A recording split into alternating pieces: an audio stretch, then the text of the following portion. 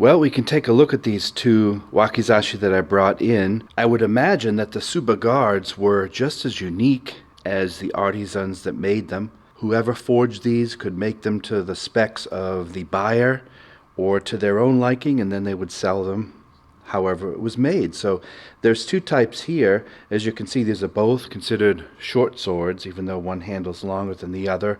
The handle lengths could depend again on period of time or again the preferences of the buyer. In this case, we have a large handguard on this wakizashi here. Open it up just to show you the blade, but we're talking more about the Tsuba. So this Tsuba guard is quite large here. This is what's called a naga maru gata, or oval shaped. It's kind of elliptical. So that's the typical standard shape of these round or oval shaped ones. And you can see this guard is quite large to protect not only my hand from slipping onto the blade, but also to protect from an attack of an opponent's sword. So that is the typical Tsuba guard, which is quite large to cover your hand.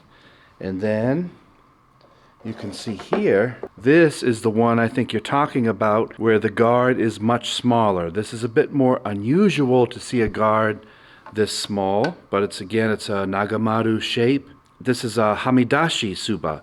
Hamidashi Tsuba is where the mimi or the rim is raised up, but it's quite a small guard. So as you can see, that will not protect my hand very well from an attack.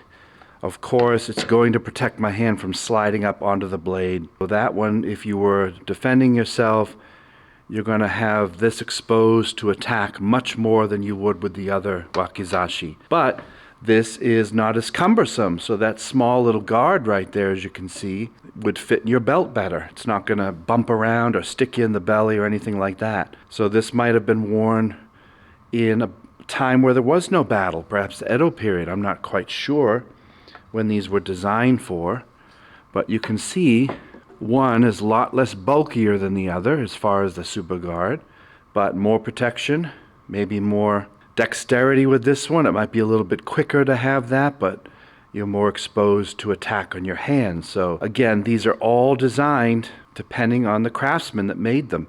There are hundreds of different styles of these and dozens of shapes. This one just happens to be both oval, and that's a small guard, very rare, and that is common, that big one there. So I hope that answers your question.